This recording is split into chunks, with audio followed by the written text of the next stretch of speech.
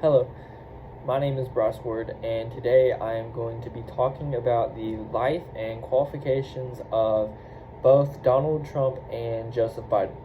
I will begin by speaking about Donald Trump.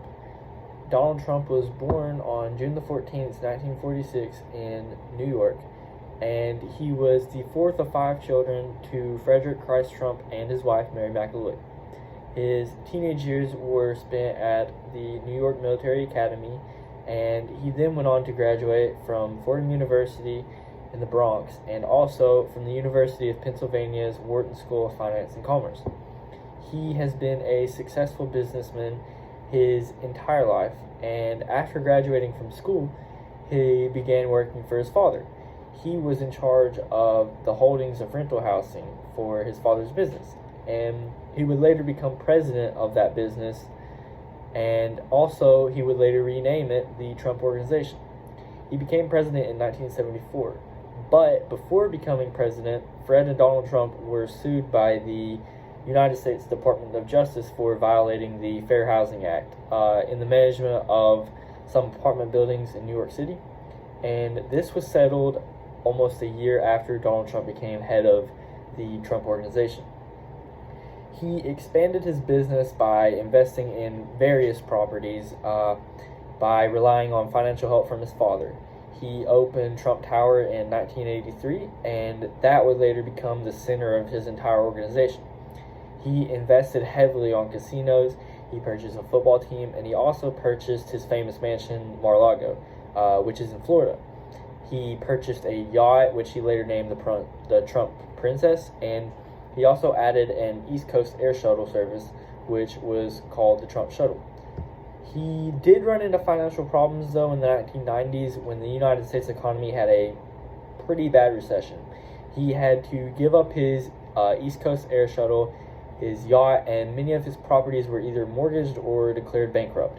He was saved by a German-based bank, though. Excuse my pronunciation. I'm fairly sure that it's the Dutch Bank, but I could be wrong on that pronunciation. They basically saved him by giving him hundreds of millions of dollars for various projects. He had a reality TV series called The Apprentice, and he is the author of many books, which include Trump, The Art of the Deal, Trump, The Art of the Comeback, and another major one is Trump Never Give Up, How I Turned My Biggest Challenges into Success.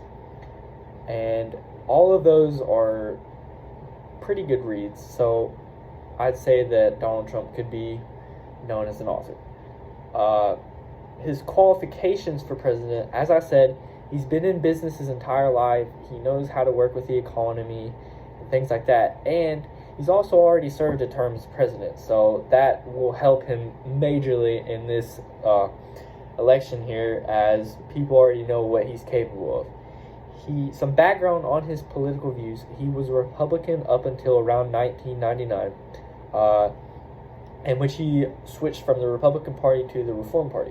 And the Reform Party aims to promote a sort of centrist, moderate approach to public policy. And he did explore the option of running for president in 2000, but he declined to do so. He did release his book, which was named The America We Deserve, though, in which he expressed his political views, which was being socially liberal and economically conservative. He did later join back into the Republican Party, and he gained a lot of attention for making various claims against the Democratic President Barack Obama, which his main one was that he stated that Barack Obama wasn't U.S. born, so therefore he was not qualified to be president. The presidency was the first political office that Donald Trump had ever ran for, and it was unprecedented that this happened, and the White House says that Donald Trump defines the American success story because no one's ever done that before. During his first term as president, Donald Trump has done many things. His biggest impact on America is something that will last for many years to come. He's appointed 2 Supreme Court justices and also around 205 other judges to the federal bench, and his nominees make up about 25% of all of the United States Circuit Court judges. He has appointed 53 judges to the 13 U.S. Circuit Courts, which was almost as much as Barack Obama did in both of his terms combined. He has also impacted the United States economy greatly, having brought back many manufacturing jobs back to America. The other major candidate for the 2020 presidential election is Joseph Biden. Joseph Biden was born November 20th, 1942 in Pennsylvania, and he was born to Joseph R. Biden Sr. and also Eugene Catherine Finnegan. He received a bachelor's degree from the University of Delaware in 1965, and he also had a law degree from Syracuse University in 1968. He started as an attorney but quickly turned to politics, and after graduating college, Biden started out as an attorney but quickly turned to politics, being on a city council for 2 years from 1970 to 1972. He was the youngest senator to ever be elected, and he was elected at the age of 29 in 1972. He was elected 6 times, becoming Delaware's longest-serving senator. In addition to being a senator, Biden was a professor at the Widener University of School of Law. Some qualifications of Joseph Biden are that, of course, he's been in politics his entire life. He's been a senator, so he knows what he's doing. And not only that, he also has experience because he was the vice president for Barack Obama for 8 years. So I believe that experience is something that sets him apart from Donald Trump.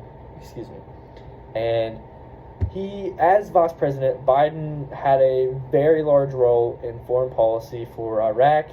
He had many tasks that he had to do, and Joe Biden pursues a more moderate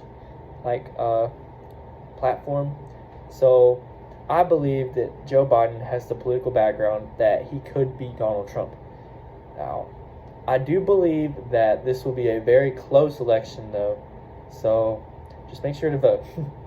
Thank you for your time.